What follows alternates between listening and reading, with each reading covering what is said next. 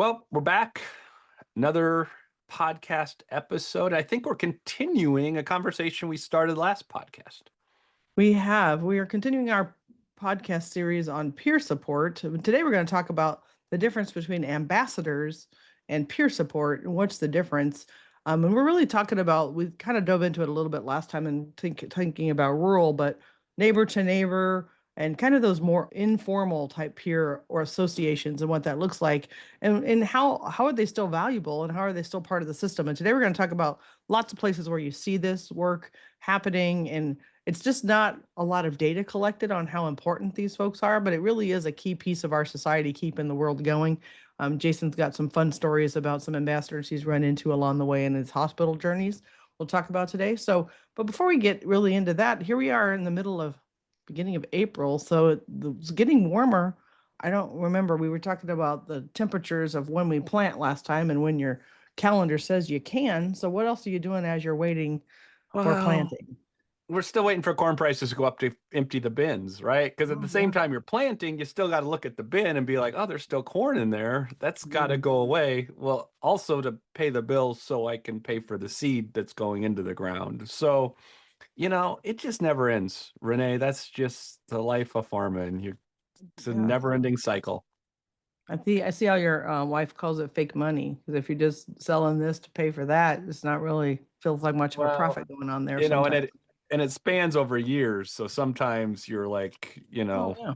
it's very complicated. It's hard to explain the taxes sometimes, which is also the time of the year when you're trying to explain the taxes to everyone in It the is the family. tax season. I've gotten my tax bill Yeah, this year. I don't know about you. I'm very excited. I did, but they were done on time this year, Renee. That's I really know was the mine too. key. So that's really an important There's been component. years that the rural policy partners didn't seem to get done on time, Right? and there was extension after extension. But luckily, those problems have been But, solved. So but wow, is it not cheap to get them done? no, no, Bill just nobody's. for the service went up too. I was like, but Brent's So you like, have but we paid X amount last year for the idiot we had then. And I was like, really good point. Really good point. So I won't fight about it. So they're done maybe you on pay more time. for better quality. Maybe that's what That's we're right. doing. They're done on That's time. That's all that matters. all right, so today we are going to talk about peer ambassadors and peer support. And in rural communities, these are really important. So we think about peer ambassadors, and you're thinking maybe you haven't really caught on to what we're talking about, but thinking about like auxiliary groups, thinking about your hospital, your volunteers, your visiting folks, the ones that go in and hold the babies at the hospital, the folks that are in those volunteer capacities, they're not paid, they may not be trained, but they're still an integral part of our system and our society of people that are giving back, that want to be involved in activities. So, Jason, when you're thinking about this group, and I know you've got a, a job now and a contract working really kind of on that ambassador side where you're trying to get people to help. So, let people know, what are we talking about here, and how does that unofficial kind of peer group work? Well, yeah, and the reason we're kind of diving into this is because everyone uses the word peer support. And in our world of behavioral health and substance abuse, peer support is a thing. It's a certified person who goes through a lot of training, right? And if we look at the definition, they provide non-clinical assistance and share their lived experience. Well, when we look at communities, we all provide peer support to each other all the time, or Mhm. historically we have. And that's part of the other thing we talk about all the time is as we become more isolated and separated, we don't naturally have that anymore. So we have to retrain people on how to be natural supports. And so this intersection is collided for us. The formal Yeah. peer supports and the informal peer supports. And we're stuck in the middle of it trying to talk about training and delivering a program that isn't the formal peer supports of substance abuse and mental health and certified peers, but we're drawing upon the informal. And how do we help general people in the population become informal peer supports to each other? And we use the word peer too much in all of those things because they all mean something very different. And thus my Yeah. confusion, Renee. Yeah, and if we've talked about this before, you can also have peers in the workplace, right? And it's colleagues of maybe a different level, more of that mentoring type of relationship where Yes. maybe you've been in the workforce a little bit longer than someone, so you're their peer at the colleague, and so you're trying to help them, support them. And there's a lot of those natural supports that happen, and those are important. But when we just call it peer support, those of us in the mental health world, our brains go to those certified actual employees that can be part of the healthcare system. And that's not at all what we're talking about here. And as you're talking about this in industry, specifically Yeah. coal industry, that isn't at all what they're talking about. Not that they may not need certified peers in that to help with their mental health issues along this journey. They very well might, but they're talking about more of this ambassador part. And so let's talk about that. So where have you seen ambassadors as you've traveled rural? Where are you running into these folks? Like what does that look like? Do you know that when you're looking for it, you see the word ambassador everywhere you go? No. Um, Walking out of the Denver airport a few weeks ago, there were travel ambassadors, a big sign that pointed you to travel ambassador. So we're like, I don't think that's the type of ambassador we're looking for, but there they were. We see it all the time walking in and out of hospitals. We see usually it's the nursing auxiliary helps to voluntarily staff the front desk. There's one hospital we go to in particular that there's a guy named Jim who sits in the golf cart, and in the winter it has the roll down tarps on each side with the clear windows.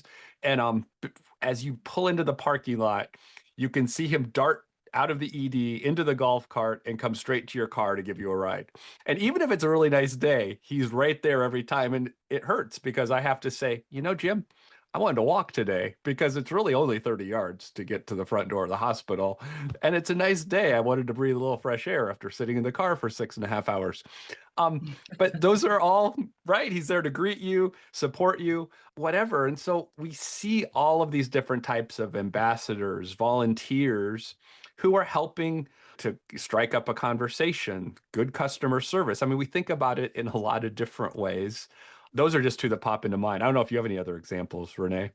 Well, I think about some like I'm at the Capitol a lot because that's where I work now across the street, and we've got those kind of folks there. Some of those are employees where their job Yep. is like to do the touring of the building or the security at the front, but they're Mhm. also ambassadors. They're ones that are knowledgeable about the building. They get paid, but it's not like a full-time job, and they really do a lot of voluntary work on addition to their paid. And they love the building, they love the history of it, and so if they see people that look confused, they look and like you're in the wrong place. I remember not too long ago, I actually had permission to be where I was, but they didn't know that I was an employee. And so I had a badge to get to a part of the building I wasn't supposed to be in. So they send people out because they can see you on camera. They're like, I noticed you went through such and such door. Are you supposed to really be here? Kind of thing. And so there's a component of that. And it goes like you're saying about tourism. I hadn't thought about ambassadors like that, but when I went to Japan, Mhm. absolutely the tourism ambassadors were there. In Japan, you had them, they were dressed as in their kimonos and came to meet you and greet you for photo opportunities to welcome them to your community, so that you could, visit and learn more about their community. That is not what you're talking about here, but I forgot that I had met them as well. So, you think about just Well, that helpful group of people. I, ironically, we are talking about that because when we think about farmer and rural and community ambassadors, it's people to link you to the resources and things that you need. And Yes. what do we need in rural communities when we talk about high suicide rates, high substance use rates? We talk about what we need, and it's generally what the community doesn't know where to go to get those things. And so there's a disconnect, and we've discovered the disconnect over and over again as we travel across the country. And that's really what got us to this place of how do we teach the general population how to guide each other to that specialty care that generally exists but is very hidden because of stigma and because of other barriers. It just occurred to me, you were mentioning on one of the last podcasts about how when you came into the community, they asked you to meet with the commission and with the mayor and people like that up front as you came in. It's unfortunate that those folks aren't plugged into the medical community in a way. So it's like the medical's not connected to the chamber, like as if it's not a business, as if it's not a Right. key employer in the community.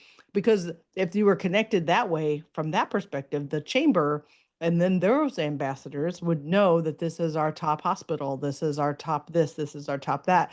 But medical has been sort of siloed out to your point. And so you come to a community. Now, for another point, I've seen people on Facebook and other types of social groups where they have community groups and people will move Mhm. into the area and say, I'm looking for a primary care doctor in this community that does blank. I'm looking for a dentist that does blank. I'm looking for, so there is some of that being done, maybe more on the social media side, but in communities where maybe that's not as prevalent in some more rural communities, again, that's another gap where you don't have that social component where people can share about, hey, I've got this great chiropractor, you might want Mhm. to try him out. So I do see a lot of that actually more online, but not like you're saying with like the business community connections, which is kind of odd. It is odd, and and we're starting to see some more of that. I know, I'm part of a service club, Renee. I talk about being a Kiwanian now and then, and our Kiwanis Club went and spoke at a million cups. And I don't know, but our local chamber alliance supports the Million Cups, which is 1 million cups of coffee around the world. It's for entrepreneurs to go and connect with each other over coffee, generally once a week, and different people go and share what they do and share what their problem is, and each and folks in the room help to drive for solutions and give feedback, and it's a great connection point. We were the first service club to ever go present at Oh. one, at our local one. And they were like, we didn't even know this existed, and it does all this benefit to the community, and that it is important that we have folks who are volunteering and doing these things in our community. And so it's amazing how things can be right in front of us all the time, or we can see a sign on the side of the road that says, every small town you go to says Rotary, Kiwanis. Usually there's a sign with all the churches in town, and then there's a Mhm. sign with all the service clubs in town. But just because we see a sign doesn't mean we really know what they do. Yep, and I'm on the interesting side of this because I have an estate now that we're trying to empty out, and it's a lot harder than you would expect to be able just to give things away to where you Yeah. needs to go. I have made so many phone calls and had to go to so many locations and say, okay, what types of things do you take? Because we have things that could bless others. We don't Mhm. want it to go all to the landfill. There's a lot that needed to go to a landfill, but there's a lot Mhm. that doesn't. And it's harder than you would think if there are people in need. And the community that my parents were in is a very poor community. It's really high need, almost 100% free and reduced lunches at school. Yeah. It always shows up as one of the least expensive housing in the country. It's just a very poor community. One would think that giving away goods like clothing and furniture would be easy in that community. We have found it to be almost not that easy. It's Yeah. taken a lot of work. And to your point, it's not connected. Now, if you do find a great ambassador, and I did find one, her name was Lisa at the front of the Habitat Restore this past week. Lisa is the most friendly and helpful person I've met yet because she could tell me where things could go and what, well, we can't take this here, but this place could take this, and kind of walked me through the what's what. But it took me a while to just find a person that even had enough knowledge of the community to tell me. And I've called, I won't name any names, but I've called some churches and they don't get back to you. I even had one particular one say, "Oh, well, we had a family who lost everything in a fire." And I'm thinking, well, this will be great because I have an Right. entire household. This should be easy connection. It's not. And I've done that call now more than once Yep. over multiple weeks to no avail. And so it's like, I don't get it. I don't get it. And so it's like, and I'm sure this isn't just me, right? So there's people out there trying to give and want to benefit communities like yourself, like your organization that isn't connected to the organization. So they've got money to give, time to give, resources to give, and they can't find you.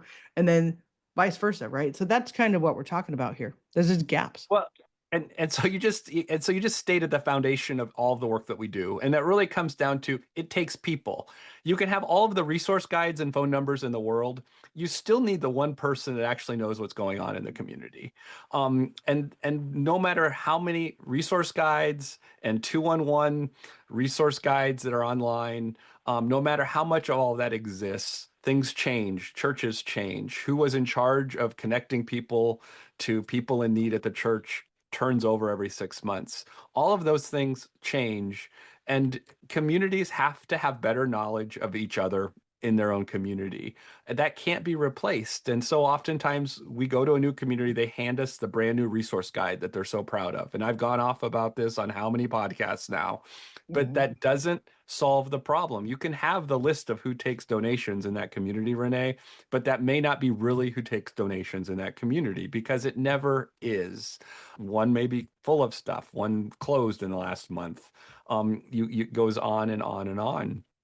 And, Yeah. and so I think, it kind of helps us to think about what's the reality of the data in these small towns, right? That no matter how many resource guides we print, things are always evolving and changing, especially in the funding structures we have today. Nonprofits are hanging by a thread in most areas, and so they're under-resourced and they can't keep up with the demand that they have. Yep. So I know Brent, I can tell Brent's been traveling with you and you guys have been doing this a lot as far as noticing who you're around. Because we ended up and stopped at this little breakfast place in this town where I'm back home trying to deal with this estate. And everybody in there was a local where they knew everybody's name and they gave everybody each other's coffee. And after we were like the odd ones out. You could tell we were Right. new, but everybody else was not new. And I bet you, had I thought about it at the time or wanted to have the conversation, they might have been more plugged in to like actually Yep. who's the who and what's the what, right? Because Yep. they're always getting together at Cheryl's coffee shop or whatever the heck the place Yep. was called.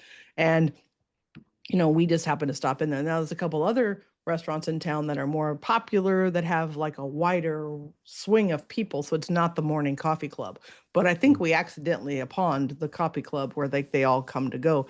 Yep. Another thing I saw this week I hadn't seen before, people carried in like a tray that you put your food on and had a puzzle on it.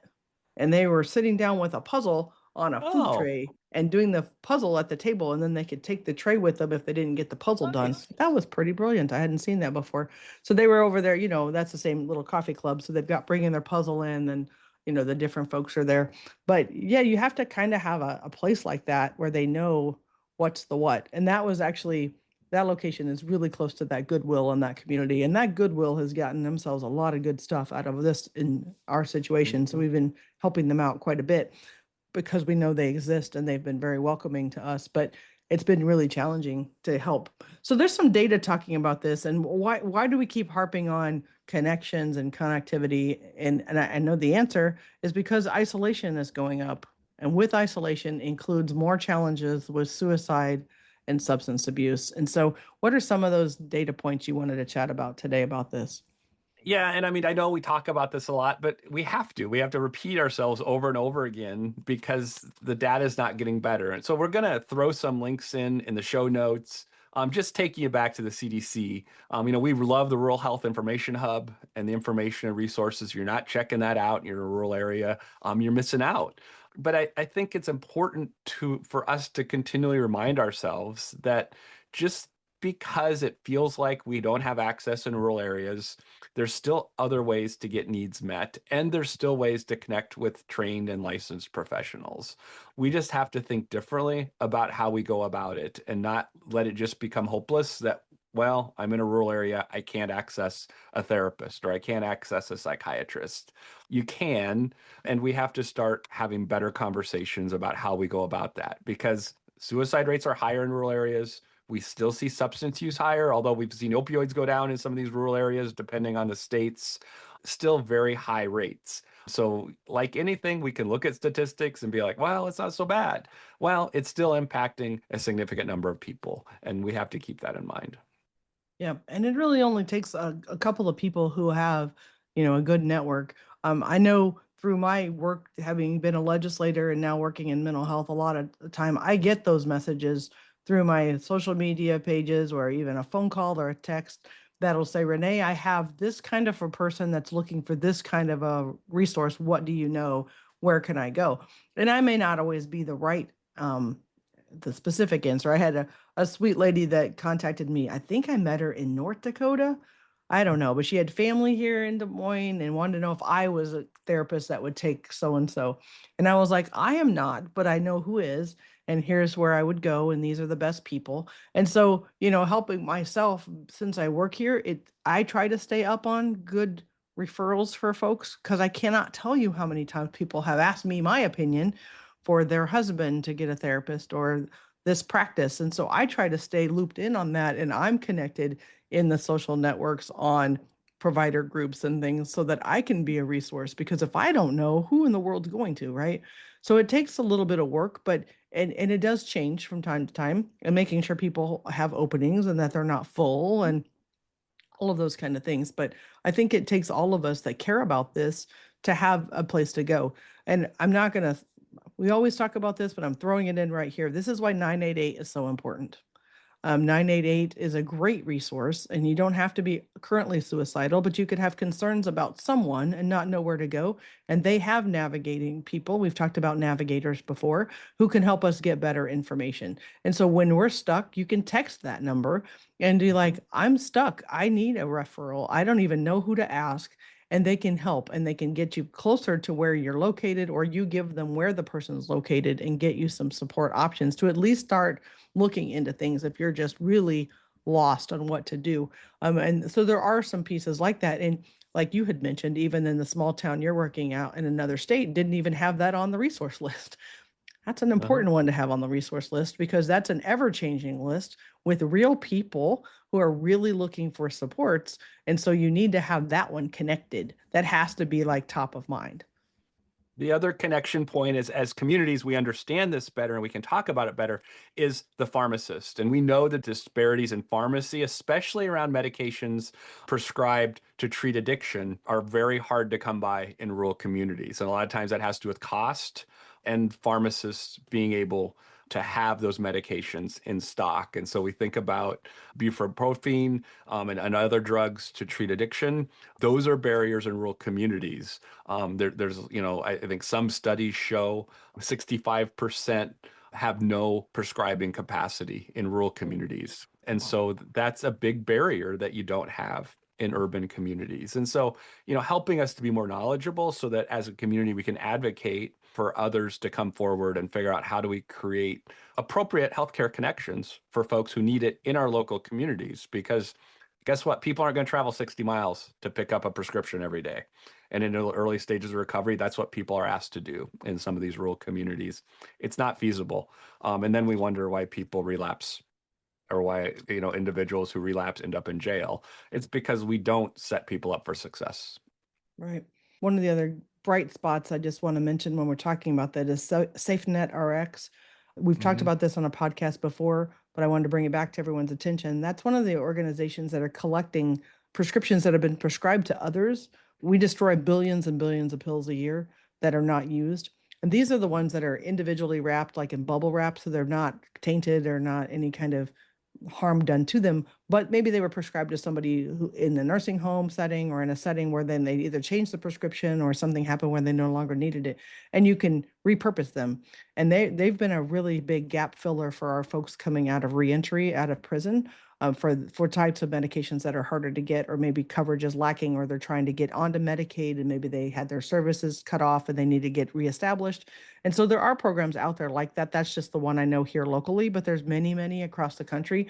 And so if you are in a rural community, there may be organizations like that that can help you connect to medications that are outside the scope. We also talk about there's other people that are billionaire millionaires that are working on other types of prescription programming to get lower rates for people. And you have programs that you can do like the good scripts and stuff that you can try to get your prescriptions at a cheaper cost.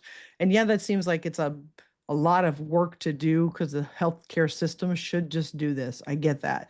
But the system we're in isn't working like that right now. So there are a lot of ways out there. So just ask. And the pharmacist is the best person to ask. If you walk up to the counter and can't afford your script, they've got more tools in their toolbox than they may not be able to tell you, and say, hey, have you tried this? And maybe you can get it for a better rate, because you can actually start seeing comparisons now from a pharmacy to pharmacy on which one has a lesser rate, or if it's too expensive at one place, you can get it for a better deal someplace else. And so there are some changes happening on that pharmacy side.